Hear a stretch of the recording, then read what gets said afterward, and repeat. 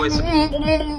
Oh, sorry, I had to rip the face hugger off of my mouth. Welcome back to the Bro 4 Squad podcast. This is our non-spoiler review of the newly released Ridley Scott movie, Alien Covenant. I am your host, Jeff Hornacek. Let's meet the second man of my two-man crew piloting through outer space today, Alex English. Alex, what's up? We just got back from the movie. Wow. Wow, I hope you're okay, even though you have some alien implanted inside your body right now. And it's going to be really gross. I hope one does not explode out of your chest in the middle of this podcast. You we'll know, see. in any of the movies in this franchise, you know someone is about to die when they repeatedly tell the people around them, I'm fine. I'm fine. Yeah, I'm fine. You're really pale, though. I'm fine. It's fine. I can Oh, well, walk. that's just rude, Karen. I'm sorry none of us have the golden complexion that you do.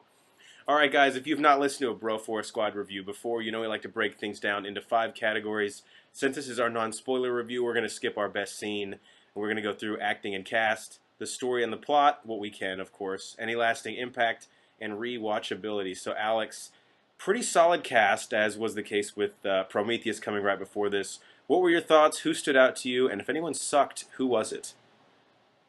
Yeah, great cast. Obviously, you have Fassbender reprising his role as an android. You have Billy Crudup. You have Danny McBride, Damian Bashir. I mean, great names. You know them. You've seen them. Fantastic actors. I thought Fassbender was spectacular. Just a fantastic performance. He's got the whole robot acting down. Yeah, he's solid. solid. Even though Danny McBride is Danny McBride, you know, I can see how some people are probably going to be taken out of it and say, you know, this is still just, when is he going to pull out like a tall boy of... When he's going to pull his dick out of his pants and start smoking a joint? Or ride a wave runner with a prostitute. To me, he worked. He was a nice kind of, you know, side note to all the tension and horror and gore that we witnessed in the over 2 hours. Yeah, what's better than one Michael Fassbender character?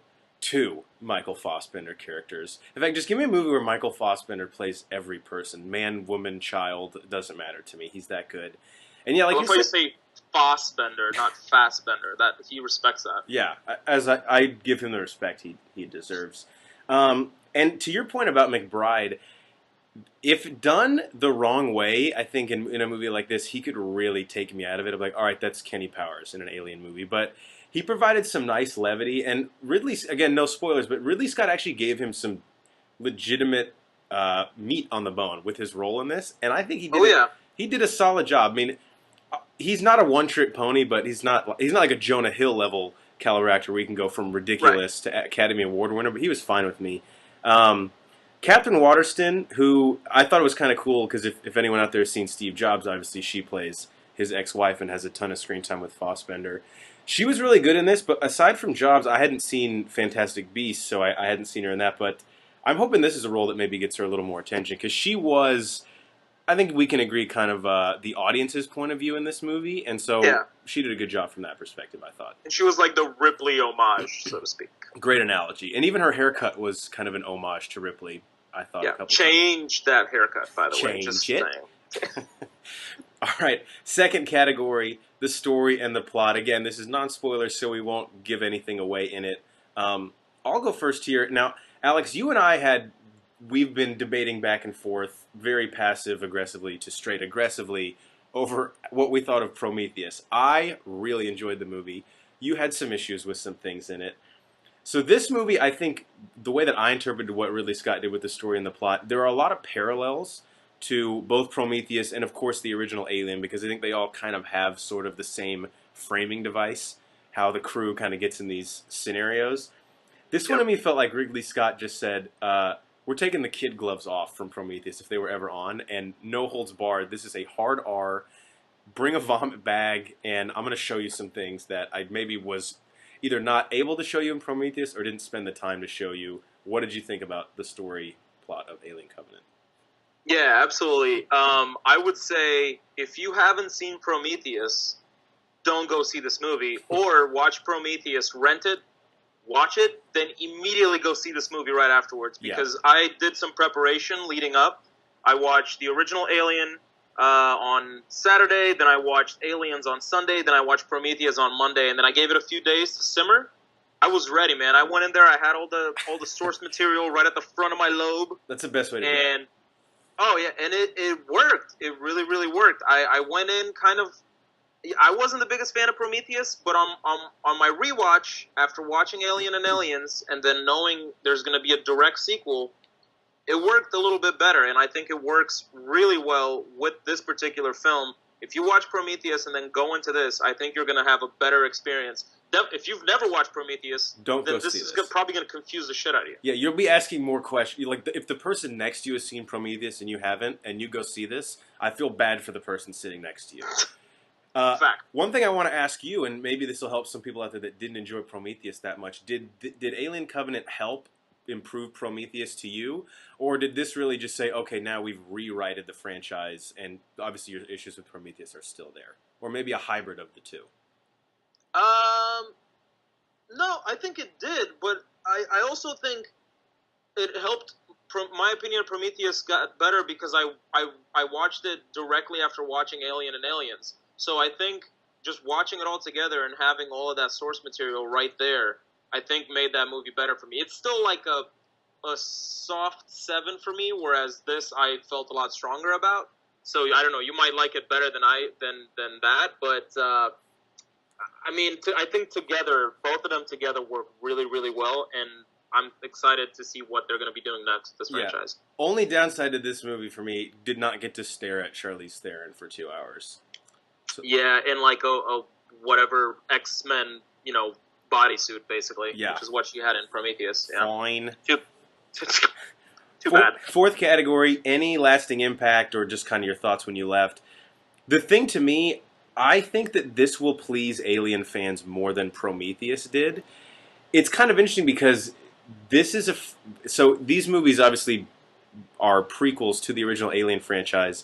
After you guys see this movie, please comment either on the comments of this or emails, because I personally have no idea how this is going to connect to the original Alien.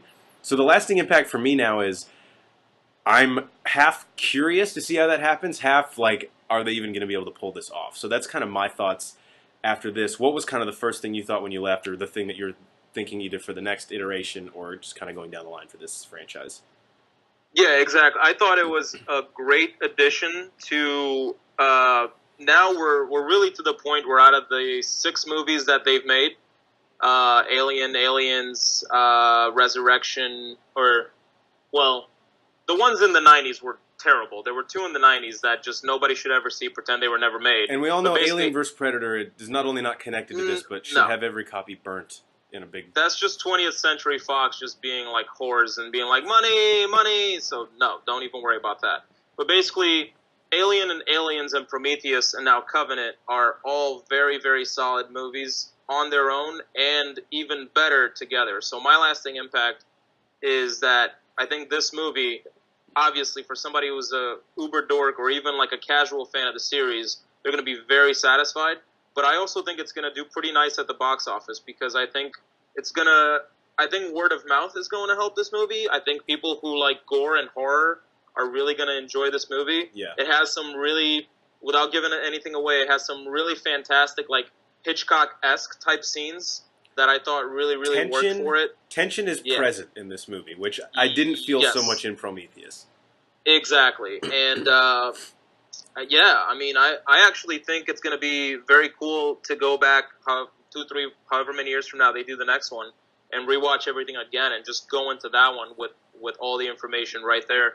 I think this will do good at the box office. If anyone either listened to our last episode or just saw box office reports from last weekend, no one left their house to go see King Arthur. So those of you who have disposable income to spend on the movies, this might be the weekend that you can go. By the way, totally called King Arthur. I was like, I don't know. I don't know if people want to see that. Based on the box office reaction, I think is even like a little too positive for it. But there's not that review.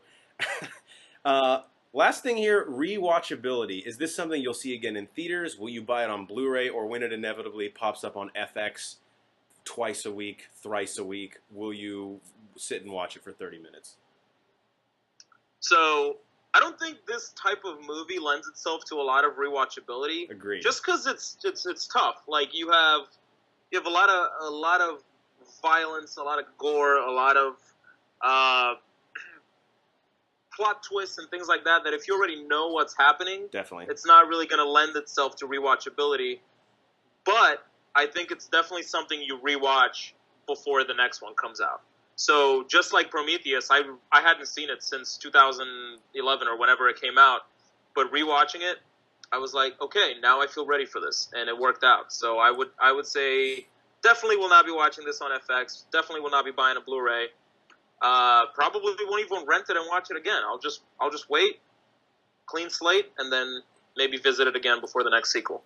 I'm right there with you. I think, like you said, when movies are like this where a lot of the thrill and the enjoyment of it either derives from the tension built in it or some type of plot turn or twist. The second time you go, I mean, it's fun to go with someone who is seeing it for the first time and just kind of stare at their face the whole time. But yeah, Right. I would recommend going to see this in theaters if you liked the original Alien movies, but this isn't something that's going to get my money on Blu-ray. And if it's on FX, I might watch till like the next commercial, especially if Fassbender's on screen. But yeah, these types of movies, and this is, I think, part of their strength, is it's not, like you said, it's just not something you're like, hey, let's go watch that again. Unless you're really Right. morbid and just a disgusting person, Right. which, welcome to the podcast. Hey guys, I'm making quesadillas. You want to come over and watch Alien Covenant? And watch this chest burster rip out. Actually, you know what? I don't want the quesadilla anymore. Thank you, though. All right, guys. We have been the Bro Force Squad podcast. For Alex English, I'm your host, Jeff Hornacek. Be sure to check us out. Follow us on Twitter at Bro Force Squad. Like us on Facebook at Bro Force Squad Podcast. That's 4 words. Check out our website, broforcesquad.com, and subscribe to us on iTunes and leave us a review, Bro Force Squad. Thanks, guys. We will catch you next time. Right now, I just have this kind of cough and this like aching in my chest. It's kind of weird. I just need to get that. No, you look fine, man. You're fine. I'm fine. Yeah, everything's fine. Oh my god!